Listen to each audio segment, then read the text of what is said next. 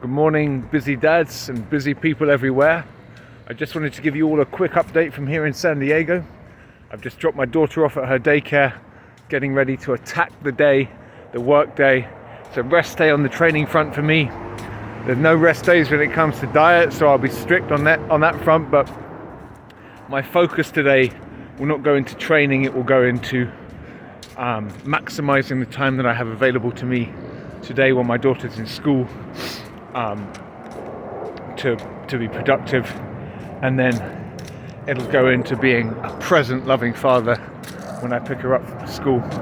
Spend some time with her this afternoon, and then there'll be some more work after she goes to bed tonight, but not too much. There'll be time to relax, process, prepare for tomorrow.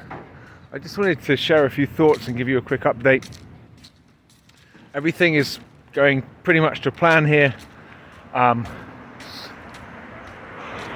The hand is feeling good.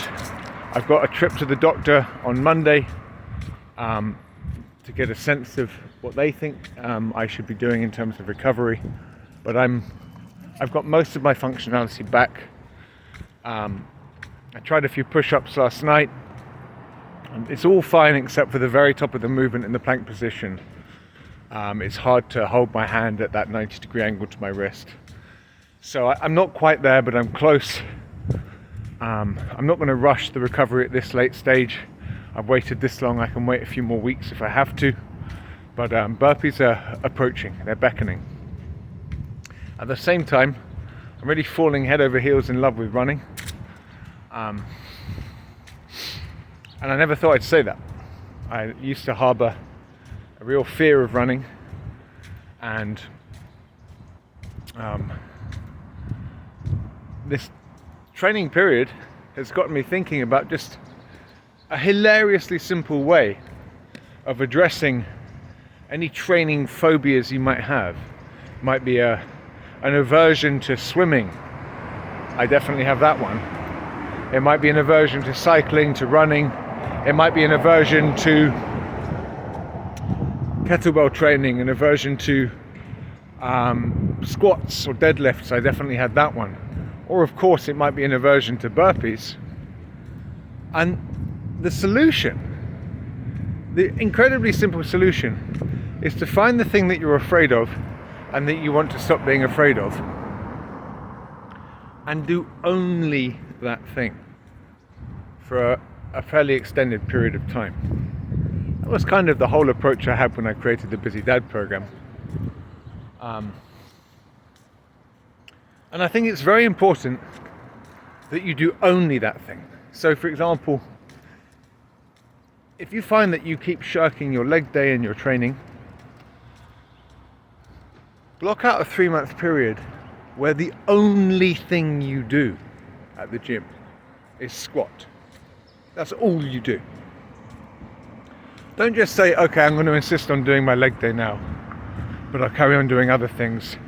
If you give yourself any option, you're going to veer away from the thing that you're afraid of towards the thing that you are comfortable with. And so, I thought about saying to myself in this time, 2 days a week I'll do squatting and bodyweight lunges and sit-ups, but that's also comfortable to me. And if I'd given myself that option, it wouldn't have been long before I was doing that 4 days a week, and I was somehow forgetting to get that run in. Whereas I said to myself, the only thing you can do is run, and I'm starting to domesticate that activity. It's starting to get so familiar that there's no room for fear anymore. I'm training 4 days a week, and what am I doing? I'm running, and that's all I'm doing. And it's getting so familiar. I'm not giving myself any option. I'm forcing myself to make a home in this activity. So my advice to you all would be, find your training fear and do only that thing until it's completely routine. 2, 3, 4 months until you can carry it forward without fear into your training, into a more integrated training routine. You might think that that's an imbalanced way of training and so on, but that's just That's just the voice of the fear speaking. Really, really, really. If you're afraid of squats, why don't you just do 3 months of nothing but squats? You're afraid of running, why don't you do 3 months of nothing but running? I'm telling you, I'm overcoming. I haven't overcome, but I'm overcoming that aversion to running. And I'm going to have to think hard about ways of integrating running once the Busy Dad program gets up and running again for me, no pun intended, because these aversions can form again.